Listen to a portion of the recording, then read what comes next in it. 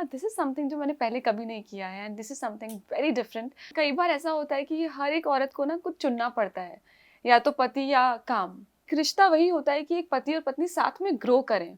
Nervous about my looks and figure and everything. Everybody made me feel so comfortable, so good about my self. Confidently ये किरदार कर पाई। So experience बहुत ही अच्छा रहा। जैसे कि सब जानते हैं कि मैं एक मैटरनिटी ब्रेक के बाद पहली बार ये फर्स्ट मेरा जो कमबैक था, यही था। फर्स्ट शो जो मैंने किया वो यही था। तो मैं जैसे ही हम बोलते हैं ना कि एक बहुत बड़े ब्रेक के बाद जब आप कोई काम करने के लिए जाते हैं तो आप थोड़े से नर्वस होते हैं। तो मैं भी अपने मैटरनिटी ब्रेक के बाद में जब ये शो करने के लिए जा रही थी, तो I was little conscious, little nervous about my looks and figure and everything. But I must say जो टीम थी इतनी अच्छी थी, मेरे को एक्टर्स इतने अच्छे थे। निशांत को मैं थैंक यू कहना चाहूँगी। Everybody made me feel so comfortable, so good about my self कि मैं कॉन्फिडेंटली ये किरदार कर पाई।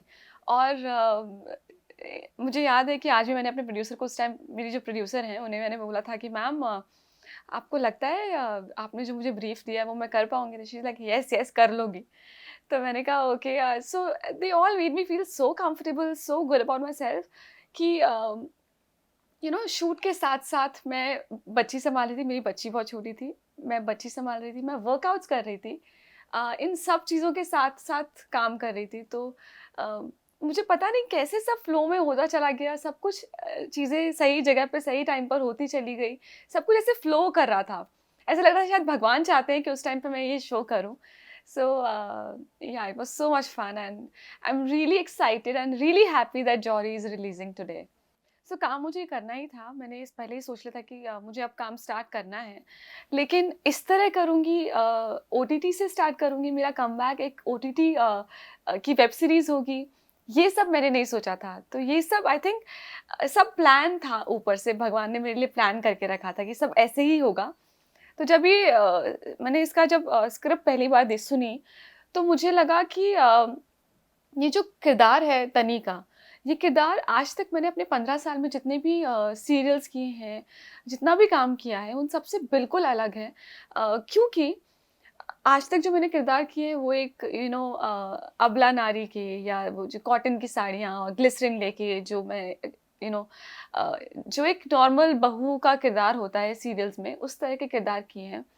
लेकिन जब मैंने ये किरदार सुना, यहाँ पे तनी is full of style, elegance, confident लड़की है जिसने अपने पति को भी खड़ा किया है।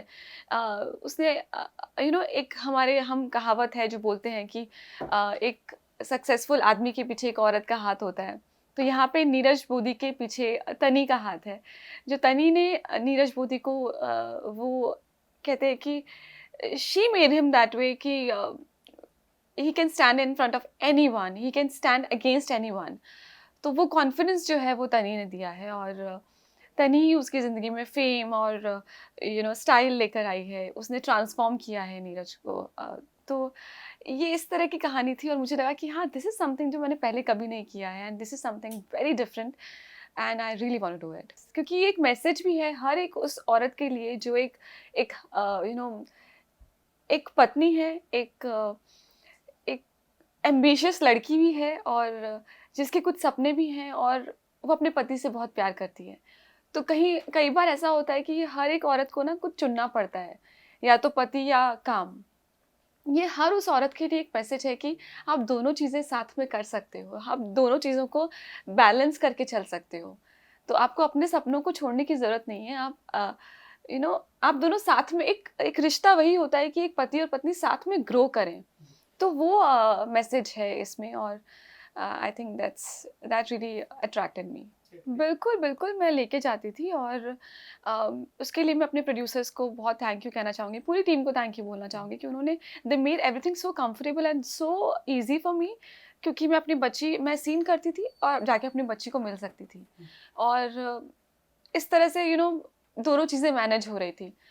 तो मैंने बोला ना आपको, इसके साथ-साथ मैं वर्कआउट भी कर रही थी, तो मुझे इतना टाइम भी मिल रहा था। तो ये जब मैंने वेब सीरीज़ किया तो मुझे लगा कि अरे ये सब इतना ईज़ी कैसे हो गया? क्योंकि इससे पहले जब मैंने टीवी सीरियल्स किए, जब मैंने काम किया, तो आपके पास साँस ले आप जानते हैं कि टीवी सीरियल अगर आप करते हैं तो आपके पास साँस लेने की फुर्सत नहीं होती, फैमिली सँभालना तो बहुत दूर की बात है। ये बहुत ईज़िली हो गया। उसके बाद अब जब मैं वापस से टीवी शो कर रही हूँ तो मुझे लग रहा है कि अरे! आई थिंक वेब सीरीज़ ही करना चाहिए क्योंकि उसके साथ-साथ बहुत कुछ चीज़ें आप मैनेज कर सकते हो। अभी तो वो बहुत छोटी है ये सब समझने के लिए, लेकिन जब बड़ी होगी तो आई एम श्योर वो सब चीज़ें देखेगी, सब यू नो उसको मैं सब बताऊँगी कि मैंने क्या-क्या किया है, मैं मेरे मेरे कैसे स्ट्रगल्स रहे हैं। क्योंकि मैं भी यही चाहती हूँ कि वो एक इंडिपेंडेंट लड़की बने। वो इमोशनली, फाइनेंशियली हर तरह से एक इंडिपेंडेंट लड़की हो और स्ट्रॉन्ग बच्ची है। वो ऑलरेडी बहुत स्ट्रॉन्ग है। क्योंकि वो इतने घंटे अगर वो कुछ अपनी माँ के बिना मैनेज कर पा रही है तो आई थिंक वो बहुत स्ट्रॉन्ग बच्ची है। वो ऑलरेडी बहुत स्ट्रॉन्ग है, तो मैं उसको एक बहुत अच्छा ह्यूमन बीइंग बनाना चाहती हूँ। मैं एक ऐसा इंसान बनाना चाहती हूँ कि अ, वो लाइफ में चाहे कितनी भी बड़ी प्रॉब्लम आ जाए, वो बड़ी हिम्मत से उसके साथ लड़ जाए और बहुत ब्यूटीफुली उससे बाहर आए। हाँ, बिल्कुल, ये मेरे लिए भी काफ़ी हार्ट ब्रोकन था क्योंकि जब मैंने ये सुना तो मुझे धक्का लगा। मुझे लगा कि शायद मैंने कुछ गलत सुन लिया। मैंने 2 बार उनसे पूछा कि सॉरी आपने क्या कहा? क्योंकि मुझे लगा कि ये कैसी बात है ये करने वाली कि आज हम 21st सेंचुरी में हैं जहाँ पे एक औरत सब कुछ कर रही है, वो काम भी कर रही है, वो घर भी सँभाल रही है, वो एक साथ 10 चीज़ें कर रही है, अपने सपनों को पूरा कर रही है। तो वहाँ पर कई घरों में ऐसा है कि जो औरत है वो हस्बैंड से ज़्यादा कमा रही है। और कई बार ऐसा होता है कि हस्बैंड्स घर पे होते हैं और औरत बाहर जाके कमा रही होती है। तो ये कैसा सवाल है कि आपके घर में मर्द नहीं है तो आपको घर नहीं मिलेगा, यू नो? तो ये सुन के मुझे भी काफ़ी धक्का मिला। ऐसे मकान मालिकों को, मकान मालिक नहीं, जो ये सोसाइटी की कमिटी है, मेरे मकान मालिक को कोई प्रॉब्लम नहीं था, वो इसीलिए मैं वहाँ पर सोसाइटी मीटिंग के लिए गई थी। बट ये सोच को ही मैं सही नहीं मानती हूँ, ये सोच ही गलत है। इस तरह की सोच होना आज के ज़माने में जहाँ पर मुझे लगता है कि एक औरत किसी भी हाल में, किसी भी तरह से एक आदमी से कहीं कम नहीं है, तो वहाँ पर इस तरह की बात करना शोभा नहीं देता है। तो ऐसे सभी लोगों को मैं बस कहना चाहूँगी कि ये तो मैं हूँ कि मेरी हिम्मत नहीं टूटी है। क्योंकि मैं अब ठोकरें खा के इतना स्ट्रॉन्ग हो गई हूँ कि अब जल्दी से हिम्मत टूटती नहीं है, लेकिन मेरी जगह कोई और लड़की होती, कोई और सिंगल मदर होती जो इतने सारे स्ट्रगल्स कर रही है, इतनी मुश्किल से अपने बच्चे को पाल रही है और उससे अगर इस तरह की बातें की जाए तो अगर वो टूट गई ना तो क्या बाकी रह जाएगा? आई मीन मुझे ऐसा लगता है कि किसी की हिम्मत, किसी की उम्मीद तोड़ने से बड़ा पाप और कुछ नहीं होता।